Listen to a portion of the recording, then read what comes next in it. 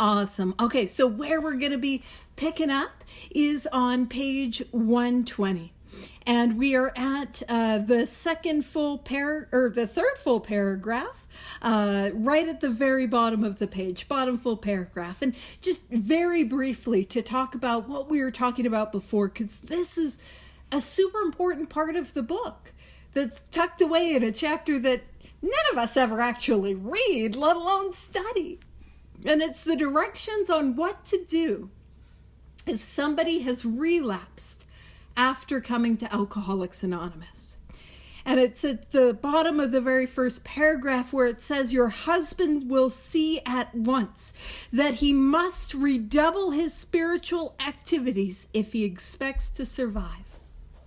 And so when we talk about relapse, Often we think it's like, well, what happened? You know, and I want to turn into Sherlock Holmes because I think he's a public domain character nowadays. But I want to turn into Sherlock Holmes and I want to like figure out the mystery of what happened. And I want to CSI the thing and I, follow the clues. And was it the alcoholic in the library with the candlestick? What was it? But the reason an alcoholic relapses is because they were always going to relapse. An alcoholic, the state of the alcoholic is that a relapse, if my illness is not treated, a relapse is inevitable and it's imminent. And so the direction of what to do after we relapse makes a lot of sense. It's not figuring out what happened. Were the winds blowing a little too strong from the north? Or was there like an easterly breeze? No. It is, I did not take the course of action that brought about a spiritual awakening, or I did not continue the actions to grow that spiritual awakening. That's what it is. And so, if there's a relapse, what do I need to do? I simply need to do that which I was not doing and redouble it. So double that intensity. That's what we do. And so that's sort of the context of what we're talking about here at the very bottom paragraph of page 120. So it says, we never try to arrange a man's life so as to shield him from temptation. So we're not trying to arrange the alcoholic's life so that they avoid alcohol. Now, I will say, if I'm new in recovery, it's prudent not to go hang out in bars. It's prudent not to go do some of that stuff, at least until I have recovered.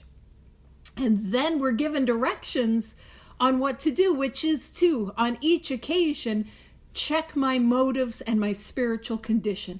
Am I going to give or am I going because what can I get?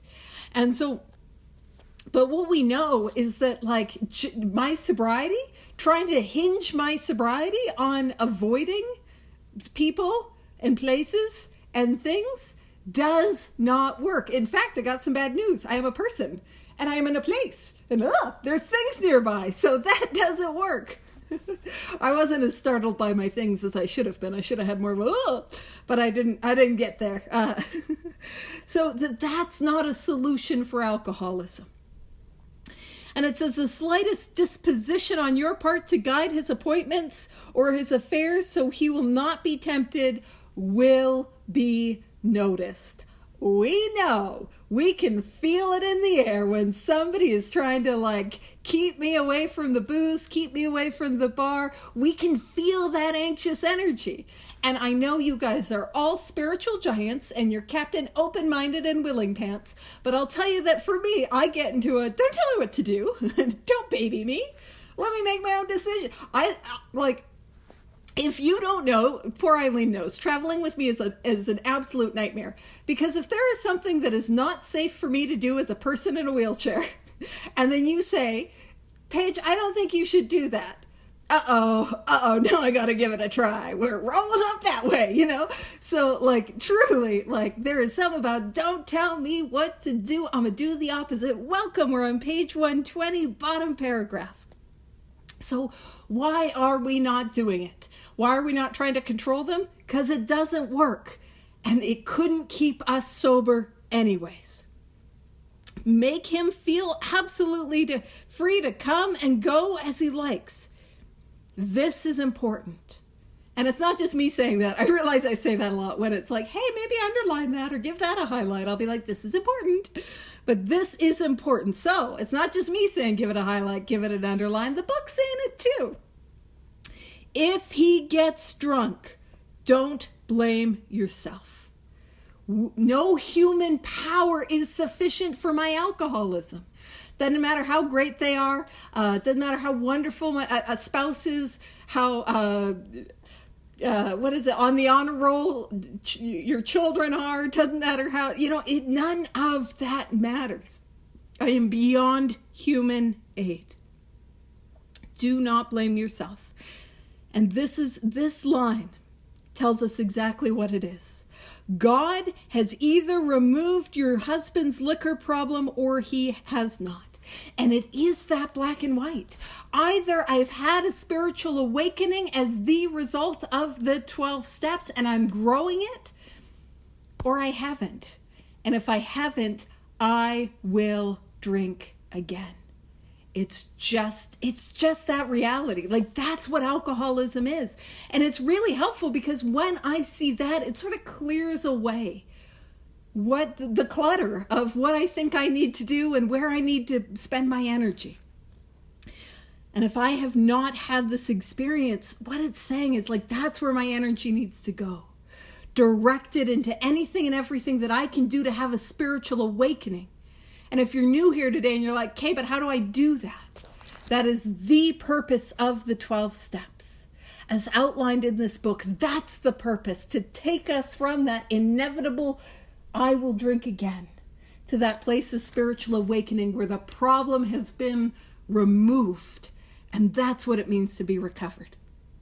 And it says, if not, it had better be found out right away. Isn't it good to not live in that no man's land of when's it going to happen? Yeah. And it says, then you and your husband can get right down to fundamentals. And the fundamentals are all 12 steps as a way of life. That's what I need. Because if I don't have all of that, I'm waiting for a relapse. A lot of times we talk about the foundation as steps 1, 2, 3. And I think there's some value in having an understanding of step 1, 2, 3. But step 1, 2, 3 cannot be my foundation. Welcome, we're on the very bottom of page 120. You see, there is no foundation in I'm going to drink again. I can't stay sober on I'm going to drink again. Step 2 is that there is a solution, and that's possible, but I don't have it at step 2. And step 3 is a decision to work the 12 steps as a way of life, like my life depends on it, because it does. The 3rd step is a decision to take the course of action to get me to the solution. But I don't have it yet. So the foundation that I need is all 12 steps. That's my foundation, and that is my fundamentals. Because if I don't have that, I got no foundation. And if I got no foundation, I'm in free fall, and there is nothing that I can do to stop me from taking that first drink other than the spiritual awakening. So it says, then you and your husband can get right down to fundamentals, all 12 steps. If a repetition is to be prevented, so if we're going to prevent a relapse, place the outcome, now this is for the family member, place the outcome along with everything else in God's hands. And it's funny, before the meeting, I was asked about like what time I'm speaking at a meeting on the weekend. And I think it was one of the last times I spoke there, I did a whole talk on the theme of in God's hands. Like, what does my life look like when it's in my hands? And I'll be honest with you guys, the dumpster is on fire, careening towards a cliff. That is my life in my hands. It's not good. And I can be like, it's not like a dumpster. It's like a recycle bin. And you're like, it's on fire, girl. Like, it's not good. Best case scenario. But what is my life like when it's in God's hands? And on page 100, it tells us the things that come to us when we put ourselves in God's hands were better than anything we could have imagined. And that's what I need. I need to get my life out of my hands and put it in God's hands. I see that some people are trying to find it on page 100. So if you're trying to find it on page 100, it's page 100, first paragraph. Yeah, and I'll just keep talking so y'all have time to find it. Don't worry about that. I'm bad for continuing to talk. So, and actually, when I first got here, you couldn't get me to do it. So now I need a whole other fellowship, on and on and on, anonymous. One of those. Alrighty. But that idea of, so how, if my life in my hands, is that where I'm driven by selfishness, self-centeredness, 100 forms of fear, self-delusion, self-seeking, and self-pity, and that's best case scenario before I inevitably take a drink. If my life in my hands is I'm going to kill myself sober, man, that's not good. And if my life in God's hands is better than anything I could have imagined, how do I make that transition? How do I get it from my hands to God's hands? And again, I want to be very clear. That is the purpose of the 12 steps. The purpose of the 12 steps is to get now I'm only talking about mine, but my grubby little paws off my life so that God can work in my life. That's what I'm after. And so let's top of page 121. We realize that we have been giving you much direction and advice. And there has been a lot of times when people are like, there's no directions in chapter 2 Wives. I'm like, girl, it's usually like a guy that says that, but there's something in my brain that goes, girl, there's no directions in 2 Wives. Girl, what about those 6 principles of success? What about the directions about relapse? What about the directions about argument? What about this and that and that? There are directions all over the place with this thing. So we've got directions and advice. We may have seemed to lecture, which is, yeah, fair enough. And if that is so, we are sorry. For we ourselves don't always care for people who lecture us. Now, this is through the lens of Al-Anon, but I'll just say I do think that's a human experience. Nobody likes to be lectured to. But what we have related is based upon experience, some of it painful. And the thrust of what this chapter is about is how can somebody be most helpful to the alcoholic? That's the lens of this chapter. We had to learn these things the hard way. And keep in mind, when I talk a lot about experience, because some of you guys know I'm on experience, because Alcoholics Anonymous itself is all about experience. The 12 steps of Alcoholics Anonymous are experiential. I can't talk about the step 9 promises and experience them. I can't think about the step 9 promises and experience them. I have to get halfway through my amends and continue my amends, and then I experience them. This whole thing is about what I experience, not what I think or what I feel or what I believe. And that's what we have to offer. Our experience with our alcoholism, our experience with the solution, a spiritual awakening, and our lived experience with these 12 steps as a way of life. And so it says, we have learned these things the hard way. That is why we are anxious that you understand and avoid these difficulties. So to you who are out there, who may soon be with us, we say good luck and God bless you. Now there's an asterisk.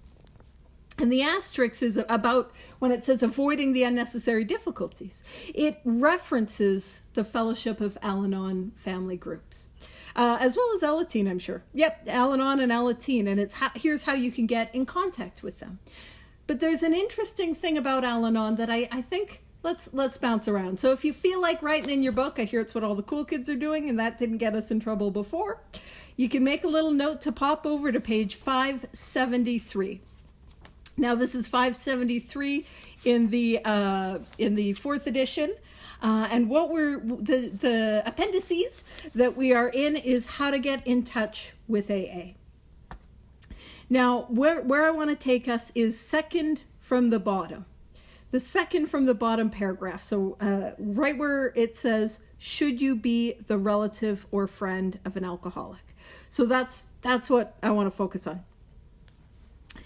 Should you be the relative or a friend of an alcoholic who shows no immediate interest in AA, it is suggested that you write Al-Anon family groups. And here's the thing. that might seem like, that's wild, that's extreme. If I think somebody needs AA and they're not interested, I have to go get help. And I've shared this before as we were in this chapter, but many years ago I was, my alcoholic, common law husband, but like my alcoholic boyfriend, he had kind of come into recovery a little bit, gone on the inevitable relapse, and was just being a disaster. So I did the perfectly girlfriend thing that one does, which is call a sponsor. Completely reasonable. And some of you catch it.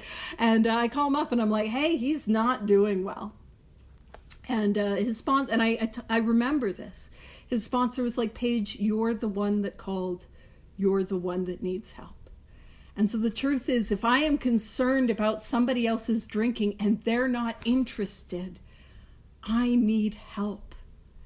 And if I'm picking up a book called Alcoholics Anonymous and I'm reading a chapter called Two Wives because I'm so worried about somebody else's drinking, there's something in me that needs relief.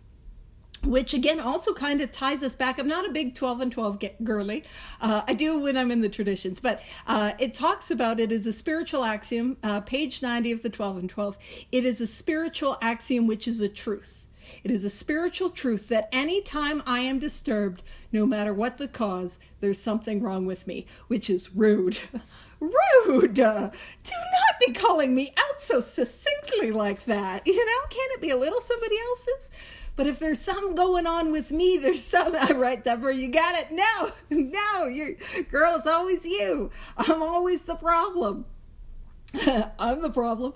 But the good news is, if I'm the problem, there is a solution. If they're the problem, I can't make them do the solution. I've clearly tried. So that's the good news, and I get to look within. So that is Two Wives. And my hope is, and so we'll bounce over to 122, but my hope is if you were kind of moving along with us as we went through this chapter, that you had a new experience. And you saw the utility and the versatility and the value of some of the directions in this chapter. And that you were able to sit with us with some of the lines that are a little tough and have a new experience with them. Now, as we get into the family afterward, I don't have to do as much work to sell you on it. We love this. Spoilers, this is the chapter that says we can have chocolate. So you guys are not going to struggle with that. It's also the coffee and cigarette chapter. And then there's another part of that, which I'll make a joke when we get there, because if I make it too early, it's a little off the cuff and I'm trying to be polite. So the family afterward, that one, man, this is a powerful chapter. But I want to contextualize this chapter. So let's talk about the title. Chapter 9, page 122, The Family Afterward. So when it says the family afterward what? The family after what? Like, what is the context? And a lot of times we approach this chapter as if the family dynamics after the alcoholic has come to Alcoholics Anonymous. And that's not the case. As we approach the family afterward, we're talking about the family dynamics after the alcoholic has recovered through the 12 steps. That's what we're talking about. And we know that to be true a couple of reasons. One is because as we were going through Two Wives, we went through that transition where the alcoholic was drinking and then the alcoholic got sober. And now we're diving into some of those difficulties that a family will experience when the alcohol gets sober. But also, we're going to talk about the recovered alcoholic and their responsibilities. So that is the context of the family afterward, which is going to put perhaps a different slant on what you've seen before. So it says, our women folk. Now, I'll pause there. I'll let you know, I don't mind being called women folk. I know a lot of people are like, absolutely not. Do not call me that. But I'm like, I'm here for being woman folk.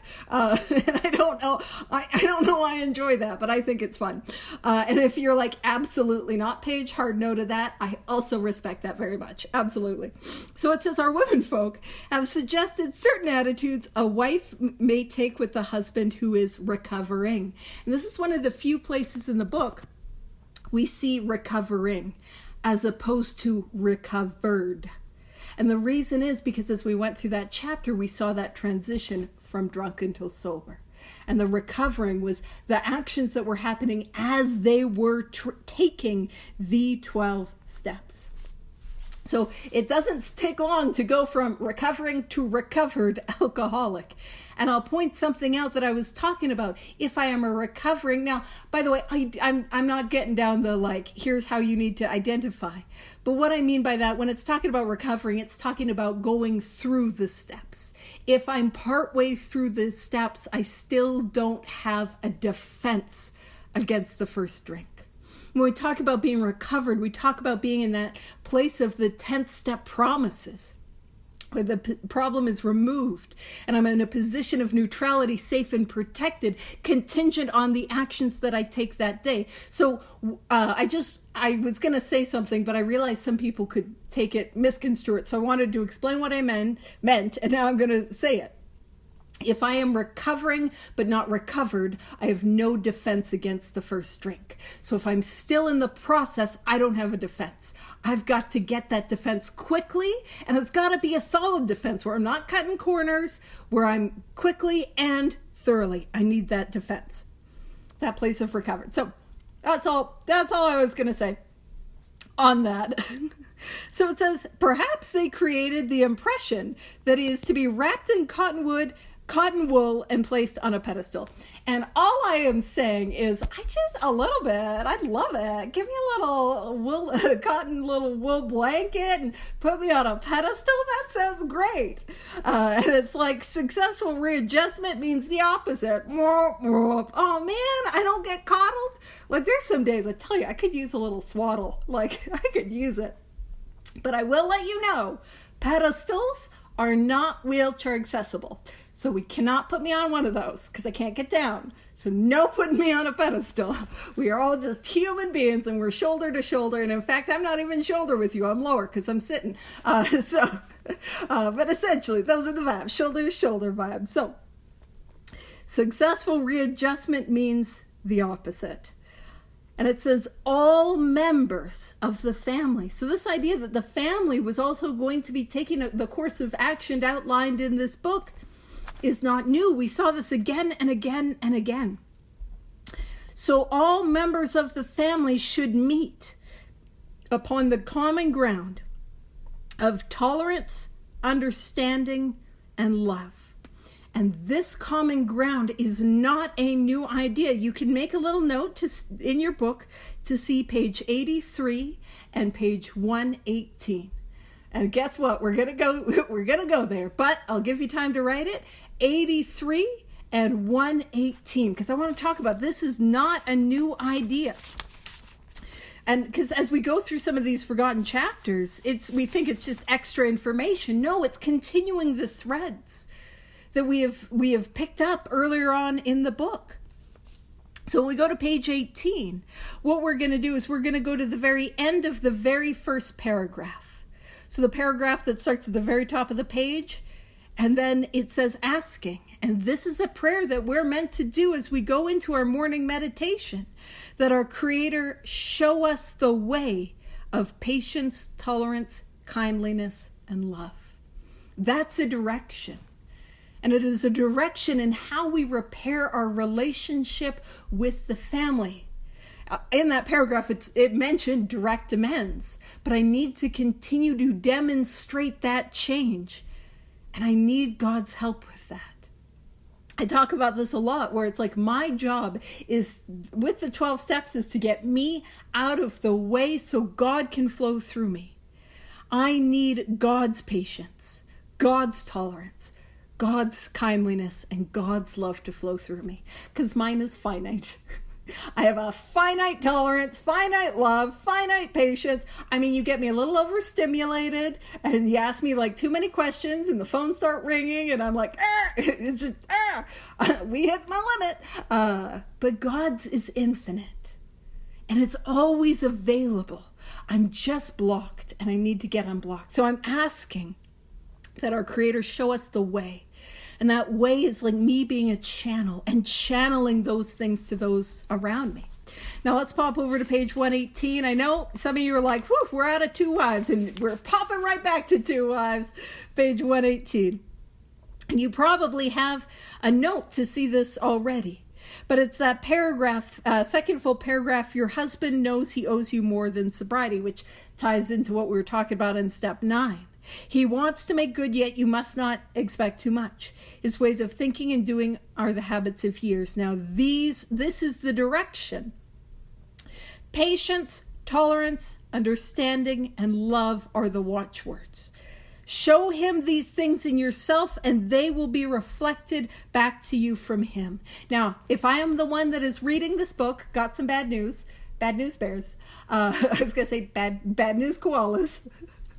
Bad news capybaras, focus page. These directions apply to us. I need to show up with the patience, tolerance, kindliness, and love. I need to show up with the understanding. And a lot of times when we're in a relationship with somebody, it's like, I'll be nicer to them when they're nicer to me first. And unfortunately, it doesn't work that way. If I have the tools, and I got some news, if we're hanging out on a Wednesday, and I love you, and thank you so much for hanging out, you're the ones with the tools. And if we're the ones with the tools, it is our responsibility to use them. It's rude. It's so rude and unfair. But here's the thing. If I show the love first, if I show the tolerance first, if I show the understanding first, that lays the foundation for it to be reflected back to me.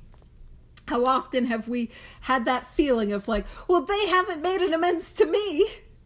Do they not know how? They might not know how. I didn't know how to make an amends when I got here. Those were situations that used to baffle me. I didn't know how to make an amends. I had to learn. And how would I show somebody how to make an amends? Well, wouldn't I make an amends to them?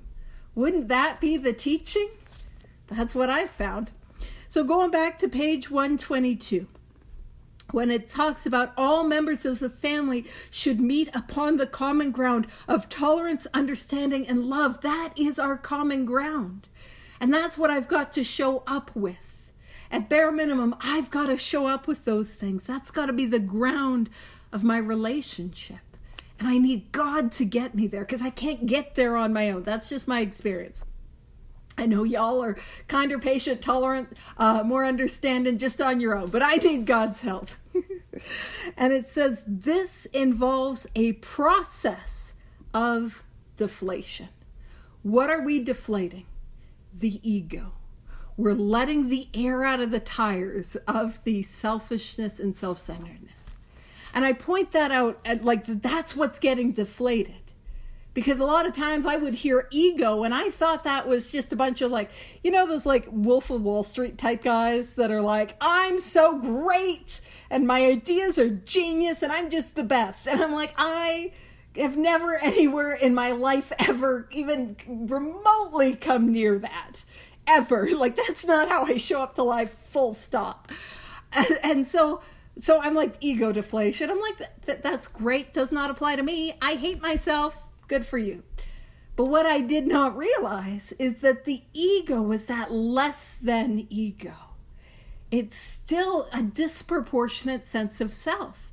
Because I know for me that idea that I am the worst person that ever lived is probably a distorted belief. And I say that now after a whole lot of work to be like, yeah, that might not be true. But like, that's what it is. It's like me thinking I'm so much more in than any other person, but not in the typical grandiosity, but in how much I suck and how awful I am and my unworthiness. But that still needs to be deflated. I need less of me and more of God. And that allows me to be right-sized in my relationships and to be an equal in my relationships and a participant in my relationships. So it involves this process of deflation. If you're like, okay, that's great, Paige. How do I deflate my ego? Because I hear that and I kind of now sort of want it a little bit if it's not too painful. Because that's, and how do I do that? Again, that is the process of the 12 steps to bring about ego deflation at depth. But I also want to talk about that I must never forget the restorative power of the human ego. Ooh, that'll grow back. That'll grow back. Actually, do we have any people that garden? Now, I am not a gardener, but for those that like to garden, if you ever planted a mint in your garden bed, for those that don't know, it is invasive and it'll go everywhere and it'll keep growing back, That's what my ego is like. It is like poorly planted mint in a garden. It's coming back, it's coming back, it's coming back. And that's why these 12 steps are not a set it and forget it program. Why I can't just do it once, because the ego will always regrow. And it won't regrow, I'm the best. For me, it'll often regrow, I'm the worst. But it'll come back, and I need the continuation of this work to pluck that weed, to, get rid of that mint, to make it into not a mint julep, because if I have too many mints, I'll end up drinking a mint julep. That's not the sort of alcohol I was drinking. That is classy and stages, and no. But just how the metaphor was going. If it stays in the garden, I'm going to get drunk. So I got to continue to weed the garden. So it says, the alcoholic, his wife, his children, his in-laws, each one of them is to have fixed ideas about the family's attitudes towards himself or herself. And here's what I will say. Nobody has in-laws that have opinions on a relationship. That doesn't apply. I'm just playing, right? Like, what happens is the alcoholic gets sober. The alcoholic becomes recovered. And we all begin to sit in the director's chair with our expectations of how we think it's going to look like and what the family's going to be and what does life now mean. We're in the director's chair. And so that is a common thing. And these are struggles that we're going to have to navigate. And one of the things I also wanted to talk about just with family is that idea, right before the step 10 promises on page 84, it says love and tolerance of others is our code. I need to start with love for there to be tolerance. If I try to start with tolerance, I can't build my way into love. I need that love to access that tolerance. And I promise you, it's God's love. So we all have these fixed ideas about how the family's supposed to be and how it's supposed to go. Each is interested in having his or her wishes respected. So what about me? And I'm planning the scenes of Romeo and Juliet, tossing us right back to the third step of how we think it should go. We find the more one member of the family demands that the others concede to him, the more resentful they become. What? This is a revolutionary idea. What a revelation that if I demand that you do things how I would like you to on my timeline, that it will cause rifts in relationships. Now, keep in mind, I'm being very tongue-in-cheek, but it's obvious when we're the one that's got a demanding family member or in-law, but when we are the demanding family member or in-law, we can't see it. But it's true. It does not work. This makes for more discord and unhappiness. So me trying to control does not work. It says, and why? Is it not because each wants to play the lead? And we can point back to page 61 in step 3, the actor playing the director, trying to control the show, trying to be more gracious or more demanding as the case may be. Trying to get the outcome that I think I need, trying to get things the way I think it needs to be. And it says, is he not unconsciously trying to see what he can take from the family life rather than give? And so when I'm in that posture of what about me, and I'm in the posture of what can I get, what I find is that I operate from this place of scarcity, and there's never enough. Because when I'm trying to get from human power, when I'm trying to get from outside of myself, I might even get it for an instant, but it never lasts. It does not work. It doesn't work. I need to get that from God. And when I seek my needs from God, when I lean into God and I get that value, that worth, that esteem, that approval, and I get it from God, and then I'm able to channel it to those around me, I begin to operate from a place of abundance. There's more than enough love. There's more than enough tolerance. There's more than enough financial success. There's more than enough approval. There's more than enough opportunities. I see the world as it really is. And for those of you who might not have heard this metaphor, when I'm trying to run the world or my family and just manage it and play God, it's a little like I'm a toddler. Now, bear with me. If you have ever, I know. What do you mean we're emotionally immature? But if you've ever either been or had like an age difference in siblings, like you were a younger or older sibling, or you've had children and one was older, one was younger, and you in the home have a video game system, you will know this experience. The older one is playing the video games, and the younger one wants a turn. And so what does the older one do?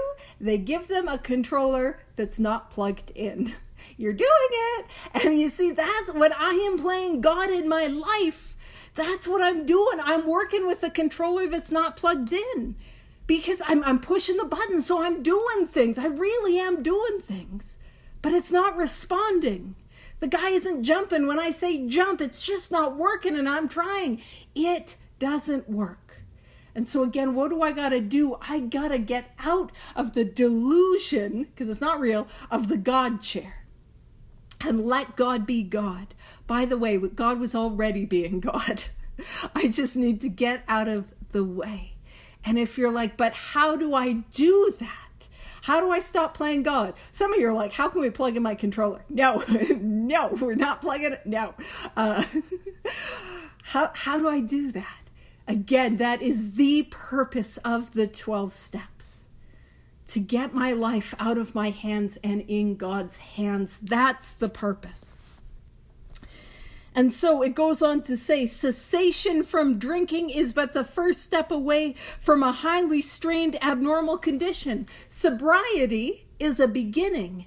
But sobriety is not a solution for alcoholism, which is a radical idea. You know, for a long time I thought, I just got to get sober. I just got to get sober. I just got to get sober. But every time I took that first drink, I was sober. Every time I relapsed, I was sober. Sobriety, I got to start there. But sobriety is not a solution. The same alcoholic will drink again. I will drink again unless I have this entire psychic change, this spiritual awakening. So it is the first step, but it is not the answer. A doctor said that to us that a doctor said to us, years of living with an alcoholic is almost sure to make any wife or child neurotic. The entire family is to some extent ill.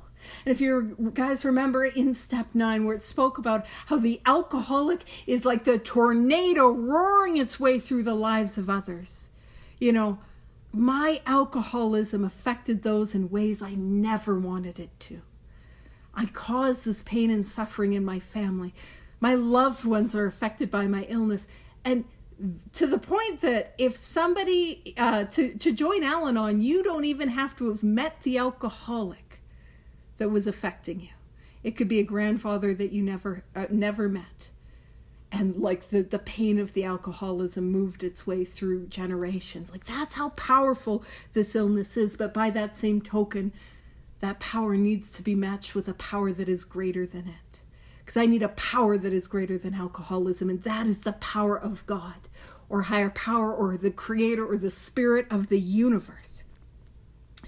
So it says, let families realize as they start their journey, this journey is these 12 steps is a way of life, not done, not vacation destination, journey, that all will not be fair weather. So there's going to be some tough times in sobriety, which is rude. It's rude. I got sober. It should be easy peasy lemon squeezy. Not this difficult chicken difficult. I don't know what, that's not really a thing. I do say it all the time, but it's not really a thing. So it says that all will not be fair weather. Each in his turn may be footsore. So that when you're like, imagine you're hiking and you're just tired and your feet are aching and you want to sit down. So we might get tired this way of life. and may straggle, so to stumble, to have a hard time on this path. There will be alluring shortcuts and bypaths down which they may wander and lose their way. There's some about, and I don't think it's just alcoholics. I think it's the human condition. I want the path of least resistance. I want to cut the corners. Oh, I don't need to make that amends. I won't. Oh, I don't need to write that inventory today. I won't. I'm always looking for the path of least resistance. But as I do that again and again and again, I'm going to be going down a path where I will lose the path. And I'll find myself in the woods, and I'll find myself in the weeds, and I'll find myself away from the solution. And then the insanity of alcohol will return, and I will drink again. It goes on to say, suppose we tell you some of the obstacles a family will meet. There will be obstacles. Oh, come on. I thought I was sober. And now that I'm recovered, what do you mean? I got to keep doing things and there's going to be hurdles? Man. But suppose we suggest how they may be avoided, even converted to good use for others. Now that conversion of good use for others, that is the spiritual alchemy of the 12 steps. And we're going to talk about that on the next page. Whether we get to it today, we might not. It's me, so probably not. But what we will find is that the worst things that I've ever done, the worst things about myself, the pain that I've caused others, the pain of things that have happened to me, that I bring those to the 12 steps and they get radically transformed into gifts and into blessings that I get to use to help another human being. That's what gets to happen. But that only happens when I'm taking the action of the 12 steps. I'm spoiling page 124. It's one of my faves. I love it. But it says, the family of an alcoholic longs for the return of happiness and security.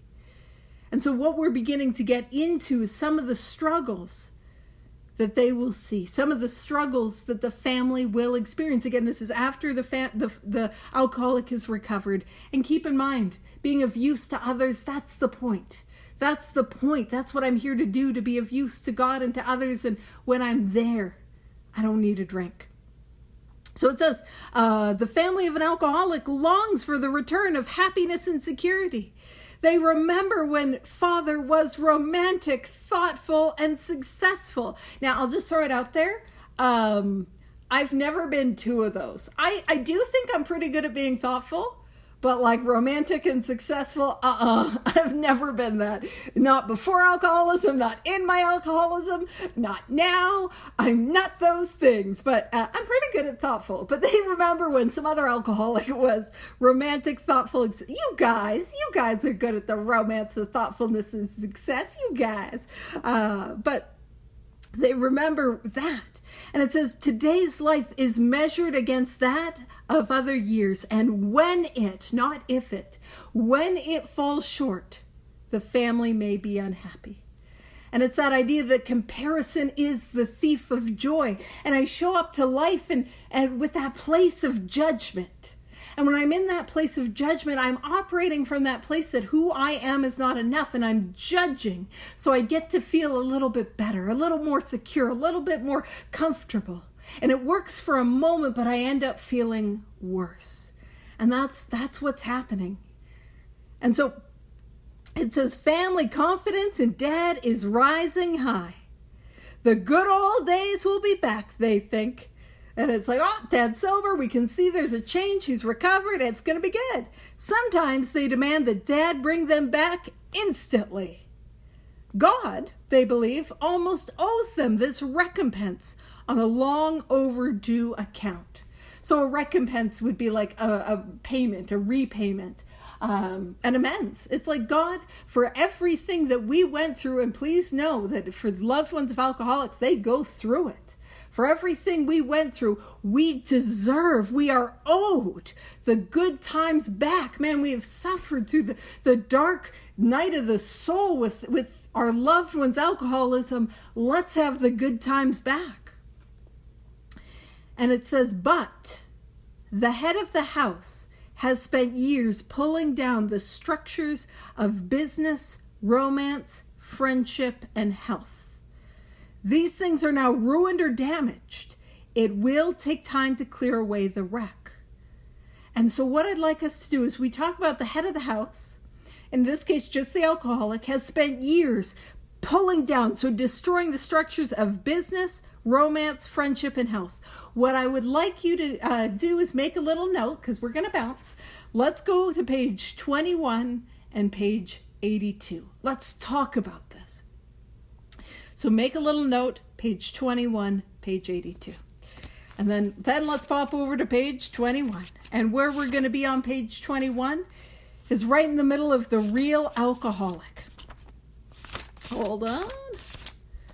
21. And so there's that very long paragraph at the very bottom of the page. So it's what we're going to do is go near the bottom. So I'll just kind of read us in so we can get there a little bit.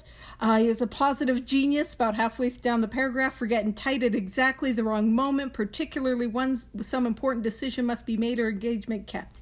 He is perfectly sensible and well-balanced concerning everything except liquor, but in that respect, he's incredibly dishonest and selfish. He often, and this is what we're getting to. This is the point I want us to pick up on. I just wanted to read into it so we could find it.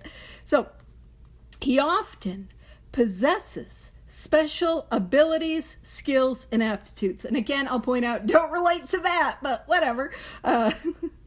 And he has a promising career ahead of him. Nope, that's never been me.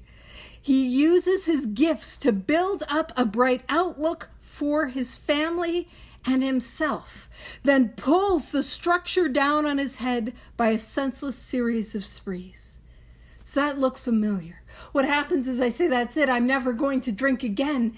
And then I start to rebuild my life, and I start to rebuild the structures of romance, of friendship, of health, of career, even though that's never been me. But we start to rebuild these things only to tear it down because we took that first drink, and we do it again and again and again. Now let's see what happened on page 82. Because we're going to talk about not just simply tearing down, but the absolute demolition of the things worthwhile in the lives of those around us. So let's go to page 82. And we're going to the tornado.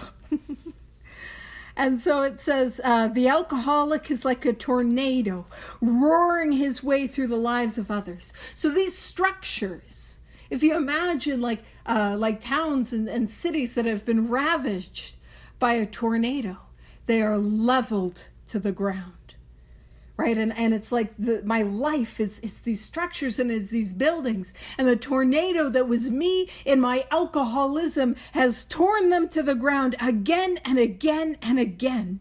It says, hearts are broken, I broke those hearts. Sweet relationships are dead, I killed those relationships. Affections have been uprooted, I took the affections and I ripped them from the soil. Selfish and inconsiderate habits have kept the home in turmoil. My selfish, my inconsiderate habits have left the home on edge. We feel a man is unthinking when he says sobriety is enough. Even if I could just stay sober on my willpower, does that make up for all the harm that I've caused? He is like the farmer who came up out of his cyclone cellar to find his home ruined. To his wife he remarked, "Don't see anything the matter here, Ma. Ain't it grand the wind stopped blowing?" But what's the difference between him and the farmer? Or myself and the farmer? See, the farmer's just like, "Isn't it grand the wind stopped blowing?" But I was also the wind. I was the tornado. And so what I have done is I have spent my life building it up, tearing it down, building it up, tearing it down, building it up and tearing it down. So when we go back to page 123, we've spent years pulling down these structures, pulling them down again and again and again. And the structures of my life have been ruined or damaged. It will take time to clear away the wreck. Now, I've got to be the one to clear away the wreck. I've got to be the one that rebuilds. It's got to be me. And I've got to start with a direct amends and follow that up with that continued change in behavior. And it says it will take time to clear the wreck. So that consistency, I need to demonstrate that change with consistency. But this is the promise. Though old buildings will eventually be replaced with finer ones, the new structures will take years to complete. The structures that we get to build with our lives will be better than anything we could have imagined. But we don't get a 4-figure salary overnight. And a 4-figure salary, that's not what I meant, but you know what I mean. A big old salary. Yeah, I'm like, wait a minute. That's not, but you know what I'm saying. Like all that money, you can tell I'm scraping pennies together, and we don't even have pennies in Canada anymore. So it's a real scrape. But that idea that like that money, that career success, a lot of the trust that it takes to rebuild in a family, the health, like it doesn't happen overnight. But it doesn't happen over time either. It happens with consistency.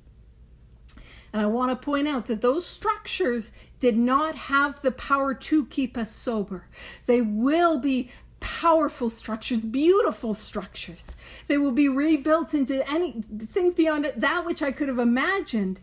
But they cannot keep me sober. And we're gonna really lean in on that.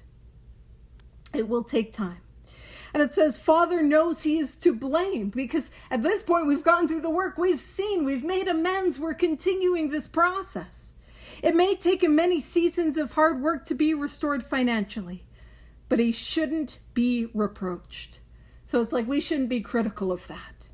Perhaps he will never have much money again. And it's unfortunate. We don't have a single history husband here with us. So I am not going to get corrected on this. I can't remember exactly what year it was. And that's where I'm like, history husbands, I need one. But I can tell you that Bill and Lois moved over 50 times in a single year in their sobriety. Bill was sober. Fitzmayo, he did a lot similar. He was had a bit of more of a vagabond personality. He was like, I'm a travel around. But Fitzmayo, for the life of him, could not keep a job. Dr. Bob was struggling financially after he got sober. He was struggling before. It's weird that people don't want a drunk proctologist. Wild. Wild. He wasn't doing good in business, but It's that idea that like our life and our sobriety is not contingent on what happens financially. It says the wise family will admire him for what he is trying to be rather than for what he is trying to get. Now, I'll share these things with you. The first is, I remember, I did Steel on Steel for many, many years. I've had powerful experiences. It's changed my life. It gave me the impetus to work the steps in the way that they demand to be worked in my life, not casually, but to really go after them and continue this as a way of life. And I remember so if you don't know, I'm disabled. Maybe you picked it up after the pedestal joke. And so I don't have a career, and I don't have a lot of those things, and I have a lot of health problems. And I was doing Steel on Steel, and in Steel on Steel you get current about your current struggles. And I had somebody in one of my Steel on Steel groups, and she offered some suggestions, and one of it was like, Paige, who do you want to be in 5 years? Now I'll be honest with you. Goal setting is not easy for me. I spent my entire life in suicidal ideation, so the thought of being alive in 5 years is like, I'm not good at long-term planning. I've doubled my life expectancy. So that's not something that is intuitive to me. So who do I want to be in 5 years? Like, I don't know. We don't have 401ks in Canada, but I can tell you, I don't got no 401k. Like, yikes. But who do I want to be? And I remember I took that to prayer and to meditation. And I remember there was a speaker who came to Calgary for one of our local roundups. And she spoke about the power of the 10th and the 11th step. And she spoke about who she wanted to be was a woman of God. And like, that's who I wanted to be, like a person of God. I want to be an agent for God. That's what I want to do. I don't care about those things. And I've had, I won't say people, because it was like one person who shared with me what he thought about my life. And that he didn't, I don't want to go too much into it, but he was very unkind about who I was and how I was living my life. Because I'm unemployed, I'm disabled, I live at home because I am disabled and unemployed, and and we got on real well, so it's great. And he's like, you're people, like, you're not carrying a message, and you've been sober this long, and you got to do that, you got to do that, and it tore me, like it broke, it was so hard. But I don't think I'm meant to do those things. And here's my thing. If I was meant to be married with kids, I don't think either of those things. No, thank you. If I was meant, I love other people's kids because we got to have fun and I got to love on them and then they got to go home. It's great. But I think if I was, I'm not meant to have those things because they weren't happen. And this is just my journey with my life. But the life that I have had today, with the disability, with the illnesses, it has given me time to work with others, which has given me time to carry this message, which has given me time to become more and more adept and experienced in this book, which has given me opportunities to deepen my experience of God, to be of use to people in ways I never thought possible. I mean, technically we're virtually in Hilton Head, South Carolina. That would not have happened. That would not have happened on my will or on my power. That was not my choice. That was not my plan. Love you though. That is God's grace taking somebody like me where I need to go. And the most freedom I have felt in my life is when I am connected with God and I know, like, it's okay. I don't care what other people think. I'm doing what God would have me do. And the most pain that I have been in my life is when I am worried about what the meanest people in my life think about me. And why am I always wrapped up in them? They don't want the best for me because they're mean to me. And so I'm a little over time. We'll leave it there. And next week, where we're going to pick up is that spiritual alchemy, where the worst things get utterly transformed. So what I'll do is I'll stop the recording and turn it over to Vivian. Thank you so much.